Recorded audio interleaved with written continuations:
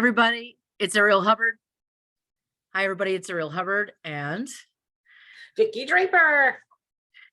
we are here to share some information with you. We do a monthly podcast about working with pets and people.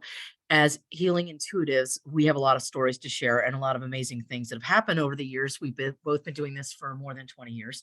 We have some cool stories to share. So thanks for joining us. So recently, we've had a lot of people having conversations with us or working with people or hearing about people who have had a loved one exit suddenly, either a person or a beloved animal. And because of this, we wanted to share how we work with and support people who are left behind and they're missing their beloved pets or their beloved people. So we wanted to share about that. But before we do that, we want you to know how to reach us in case you need some extra support. So I'm Ariel Hubbard. My website is ArielHubbard, like Old Mother Hubbard. And you can .com, of course. And then you can reach out to me and we can have a conversation. And Vicki, how can people reach you? They go to healingyouranimal.com and then there's a contact us button and they can sign up for the complimentary assessment, or it also has my email and phone number on there. Fantastic. So Vicki, when people lose pets suddenly, what do you do for the people who are left behind? How do you help their guardians get through that process? Well, the beauty is that, yes, I can connect with the pets on the other side. And so we can have a communication and connection. And that gives such great, I don't want to say closure because it's not really, but a nice piece of the grief process, because they can connect, they can say what they want to say, they can know where their animal is, how their animal is being, and get them connected. Yes. And because our animals stay connected with us even when they're on the other side, it's just people aren't always aware of that and may not be able to recognize when they're visiting. And then I help give them their clue, because their animal tells me the sign to tell their person that it really is them when this happens. And it's, just great comfort. Absolutely, because if someone loves an animal for years and years and years, and suddenly they make an exit with no warning, that feeling of being cut off or disconnected from somebody that you love is really painful, right? So it's really helpful for people to know that that connection goes on. It doesn't end just because they're not physically present anymore, and that they're still with us. And it's so true, because I've done so many different meditations and things where, 30 years after my beloved cat died when I was a child, she would show up in meditation. I'm like, wow, look at that. No time has passed. That's awesome. And really feeling the essence and energy of that animal. And do you also help people not only get in touch with the animal, but feel that presence themselves? Do you give them tips or ways to? Yes. Yes. Yeah. And that's what I'm saying. The animal is going to tell me, and I've been doing this for over 20 years, and every message is unique. You would think there may be some consistent, but it's always unique, because it's always unique to the pet and the person's relationship. Yes. That's really beautiful. And and so it is. And it's just thrilling that when I share what their pet's saying, the person's like, oh yeah, that is so them, and yes. And then they know that that's their animal, and that the animal still loves them, the animal's still with them. Yes. And that's a powerful feeling. It's not just a message, it's like an energetic feeling that people can have after their beloved pet is gone. Yes. And I had one I have a funny story of one client. She's a regular client, and I've been through now 3 of her whippets passing. And one of them would love to be in the art room with her. And hey, she had his dog bed, in a certain place. And after Levi was his name, Levi passed, sometimes with grief, you kind of rearrange things and stuff. So she'd rearrange things. And in our session, I said, "Oh, he wants the bed moved back." Oh my And I God. didn't know she had moved it, but that was the Of message course. that came through. And she's like, "Oh, I'm on it," because it was like his spirit was still there, with her in the art room. Totally. Right? And so he wanted to have his place, his special Yeah, place. yeah. That's so sweet. That's awesome. I love it. I mean, grief is a really interesting process, and not everybody knows that grieving is a process. Because when you're going through your grieving process, there's acknowledging that someone's actually left, which sometimes that takes people a while to say this person or this pet is actually gone, right? Yeah. And then there's all the feelings you have about their passing, any unprocessed emotion around your relationship at the time when they passed, right? And then what life's going to look like when they're gone. And I mean, I'm only naming a few aspects of the grieving process, but for some people, it makes it difficult. So when you help them connect with their pet after the pet has left, do you think that you accelerate that process? Do you think you can help people move through some of it a little bit faster, or maybe differently than they would if they didn't have that connection? Differently than they would have, because Uh-huh. grief is unique to every person, and and it has its own timeline. And so, Yes. yes, it makes it easier to move through it. Yeah, that's Yeah. that's actually what I was looking Yes. at. Yeah. Yeah, because like you said, the pacing is different for everybody. I mean, But some people and take years, some people can do it in a shorter period of time, depending on right. And well, right? okay, here's the interesting thing about grief is any unresolved grief you have from something else. If it's unresolved, that's going to trigger that. Yep. So the more you grieve and allow the process, and anytime there is grief, then it makes each grief, I don't want to say easier, but you're dealing Flow more with the present flow grief, more. not the whole big lump of grief. Yes, and grieving isn't always painful. Sometimes it's funny. Sometimes it's a form of acknowledgement, right? Sometimes it's like, "Oh, I miss my whippet on his little bed next to my feet when I'm doing my artwork." Like, sometimes it's just remembering experiences, right? It's the same thing with people. What you had just mentioned is that people get triggered if they have unprocessed grief regarding other people when someone leaves. Mhm. Um, they can process not only the grief about the person who just passed, but other people who've passed. Now, we've just come through 3 years of COVID, and a lot of people have left the planet. So a lot of us know someone or have someone who is left. And so a lot of people are working through this and they're going through a lot of different things. One of the things that I experience when I work with people, because I do see dead people. I do talk to dead people. Like, it's I don't know why they make it sound so ominous or scary. It's not ominous and scary. It's a presence that shows up. People say, "Well, what do they look like?" Well, nothing like you see in the movies. They look like shapes of people. Like, it's a light-filled shape that looks like a person, basically. You don't necessarily get features, you just get light. And they also bring their presence, and they also, when they work with me, they also usually tell me something that will identify them to the person that I'm talking with, right? So a lot of it happens, especially right after someone's died. If someone can stay calm enough to keep their brain waves slow enough, they can receive the communications directly. It's hard for people who are grieving to stay calm, though. They Yeah. usually get in a state of stress. So then they go into beta wave action. And when they're in beta wave action, they can't hear those messages. And that's why people like Vicki and I can hear that.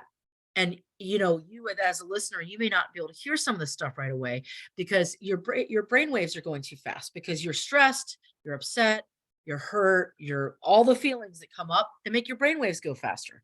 Because of that, it's difficult to receive the messages. We're not emotionally attached, so our brain waves are slower so we can receive the information because we have no attachment, and that makes it easier for us to get clear communications from the other side. And you're right, every experience is different. everybody's passing is different and everybody's communication is different. It's not the same thing. One thing that I usually find that is consistent is when people on the other side communicate, they let people know that they're okay. That's the one thing I see that's consistent, is that people are okay. And even though the grieving person is upset that they're gone, the person on the other side, they're doing okay. And usually when they come in, it's to help close up unfinished business. It's to help that person who's in my session with me get the information they need or do the processing they need to get closure, to be able to let that person move on in the spirit world, and then this person in this world can move on emotionally, can move forward with their life. And that's important. So anyway, that's one of my stories that I have about it, is just that usually there's some communication within the first 3 days of death. And then also, I work with people later, much later, sometimes years later, and you can still get a communication going. Mhm. Absolutely. Yeah, because I find that with pet guardians, sometimes they want to get resolved with the pet. It's been a while that's passed, but Yes. it's like their heart. I call it their heart dog or heart cat, that they just have that Aw. extra soul connection with. Yes. And I mean, we all love all of our pets, but there are those that come in our lives that are just that extra special connection. Oh, yeah. And Yeah. so that uh, anyway, so getting, no matter how long it's been, right, we can help get resolution, because then that opens the way for the new pets in the household, and more Yes. of you available to accept the love that the new pets offer. Yes. And it's also extremely important, because grief is hard. Well, I think it's hard, but it's Yes. um well, because you have your current life and then you have this loss at the same time, and you're navigating both, and you want to honor yourself and your pains. You don't want to shut it down. Right. Um, and so one of the tips I say for people afterwards is just do self-care. Be nice, be gentle with yourself. Um, and so then when the pet passes,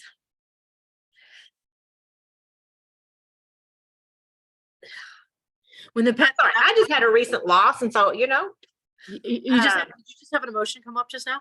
I did. I just had a recent loss. Okay, so you're Mom. modeling what grieving looks like. I do, because Like, I'm talking and then we're talking about it, and then all of a sudden I've got this little right. So you grief piece. guys, for our listeners, you could be like living your life right in the middle of a sentence and an emotion comes up.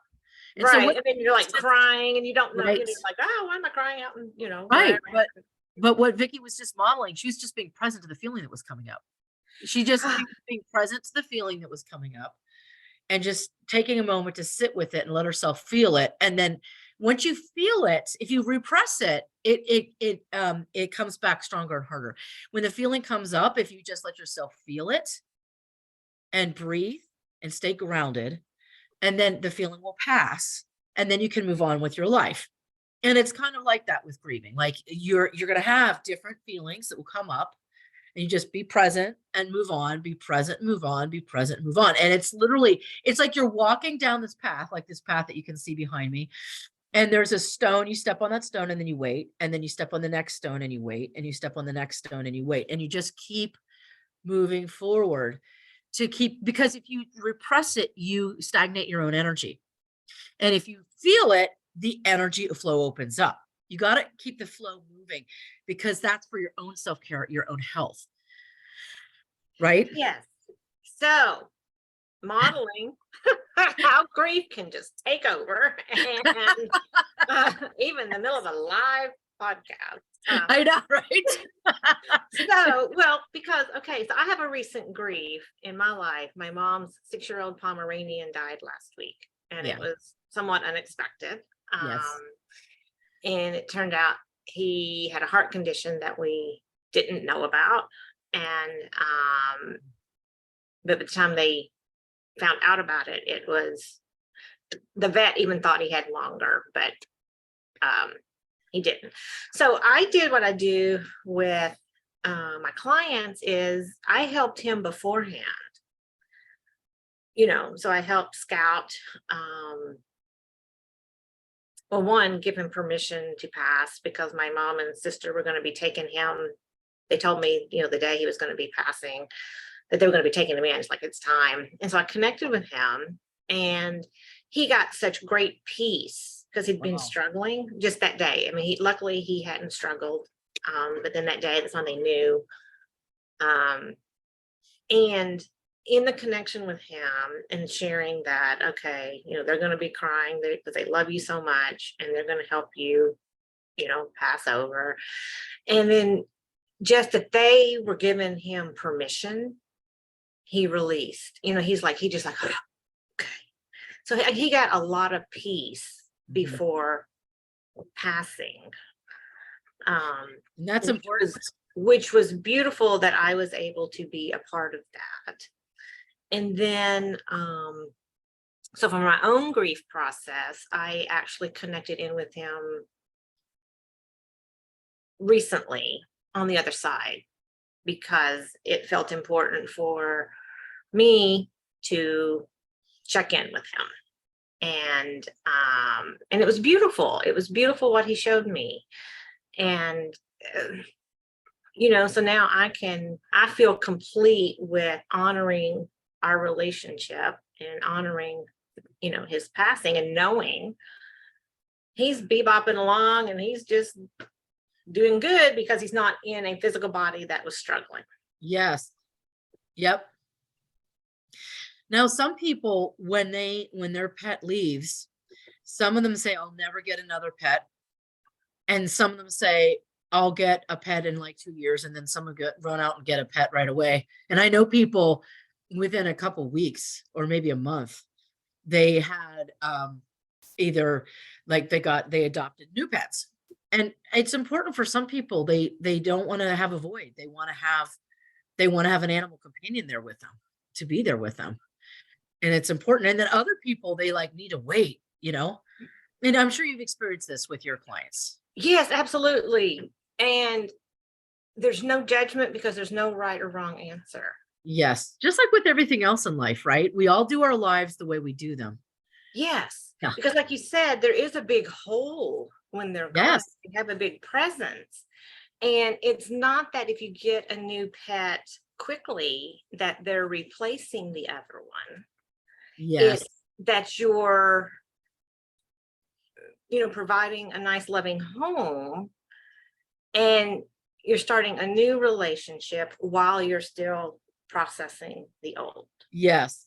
That's the important distinction, is it's not replacing, because nothing can bring the other pet back. Yes. So depending on how you want to process, because there's going to be a big hole. I mean, there's just right. No That's the void of the presence that's not there. And then when you have another pet, this is what's very, very, very important. When you have like multiple pets and one passes, honor your grief and remember to share love with the existing pets. Yes. They're still in the mix, because sometimes grief can just take somebody inward and just shutting out. Yes. And you want to just be mindful to celebrate the joy with the pets you do have still while you're honoring your grief. And that to me is hard. It is. And I knew years and years ago, I had a friend, she had 2 birds and one of them passed away. And obviously I didn't know you at the time, because if I had, I would have had her I would have asked you to do some work on the remaining bird. And basically, because he was so lonely and sad from his friend leaving, he started doing 2 things. He started pulling out his feathers, and then he started treating the woman like she was his mate, and she started attacking her boyfriend. Yes, because he hadn't accepted that this bird who was his mate died. And then he was attaching to the woman, and he was like taking out his own feathers and then doing that with her actual human mate. And so like if this particular bird had just been able to emotionally process everything, he might not have done all that. I felt bad for him because he was like almost completely denuded of his feathers, poor little Yeah, thing. yeah, that is one of Yes, the things I do is work with the existing pet to process yes, their grief and yes. balance them out because they have a loss too. Absolutely. And the same thing for people when, a family member exits, everyone else in the family has to process the void of their absence and all of the feelings they had about that person and maybe any unresolved issues that they've had with that person. And then the feelings that everyone else in the family has about their passing. And that's huge. So you and I both do help people move forward with these things because and there are grief counselors out there who also do this kind of work, obviously. Thank goodness. Yes, yes, yes. And then there are times that people need that extra deep support for the grief, Absolutely. and that's yes. But the key message that I think that you and I both want to let people know is, and even if your friend, loved one, family member, or your pet family member has passed, they're actually okay. They're okay. They're just in a different form. They're on the other side, but the love is still there. That didn't evaporate just because they're not physically present. And really, you're not alone. And that's hard. It's a hard thing because when we're used to physicality and someone being there physically, when they exit and now they're in spirit form, it takes a while to get used to that transition. So, Yes, the grief is harder for those that are left behind. absolutely. Absolutely. Do you have any other tips or suggestions you could give people about processing this experience before we leave for the day?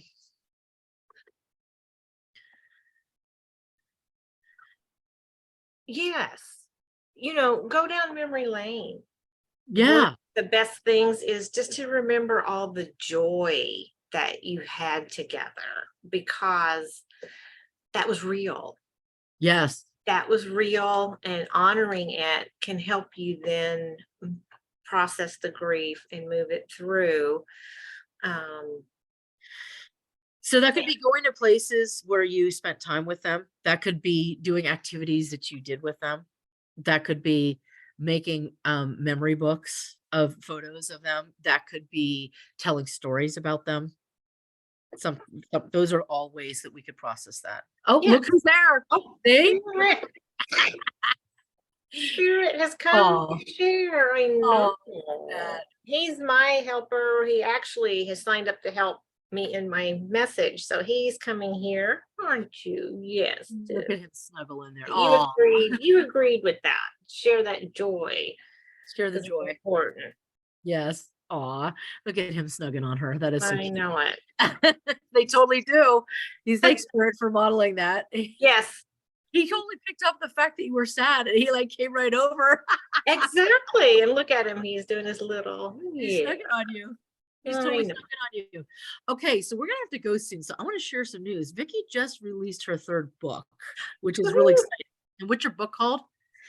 Healthy, free, and Free- harmonious. Balancing your pet's chakras. Here it is. Yay. And it's great because this is a book that you can use to do your work with your pet. And Vicki has 3 books like this, and they all have wonderful tips and stories. And on Vicki's website, you can go to healingyouranimal.com. You can find also her sprays. Like if an animal's upset or having issues, you can spray in the vicinity and help clear and balance their energy. That way you can work with her books, or you can book a session with Vicki. You can have a conversation with her, a complimentary conversation with her about working with her, right? Oh, yes. And one of the essences that is great for grief is the healing your animal pain ease. Because it's Correct. not just physical pain, it helps with emotional pain. That is what is there with the grief. Yep. So that's something that I was actually recommending, like people keep this in their car. So like if they get triggered, they can just spray themselves, like at work, like, you get that grief come up and you just spray and then you get yourself back centered. Or if you're at work, you could spray and get back centered, and just, and, Yeah, because it's unscented. So that's why you can use it yep. And in if a for the other public place pets, without, right, for the other pets around, like if they're upset, you can yeah, spray it in the room for the pet, yeah. other pets that have been left behind. So it's really helpful for doing that. And you can find me at arielhubbard.com, and you can read my blog. You can see my video on, and there's an actual video of energy coming out of my hands that's on my blog. You can make an appointment with me. I can do distance and in-person work, just as you do, Vicki. You do distance and in-person Yeah, as well. yes, Yeah. distance, yes. Yeah. So for those of us who need to process our grief and we need more support, you guys can reach out to us. No problem. That's right. We are here to help. Absolutely. Because as you can see, we personally know what you're going through. Well, Vicki, thanks for being with me today. And as always, we do this the first Thursday of the month at 10 o'clock. If you want to come back and watch future episodes, and then also at healingyouranimal.com on the media tab, you can listen to prior episodes of our show. Yes, so thank you. And we're hoping that this has helped inspire you and can help you process the grief and understand it a little better so that your life is made a little easier. And that you can move forward, because that's important too. All right, everybody. Thanks so much. We appreciate you. All righty, take care. Take See you care. next Have a month. great day.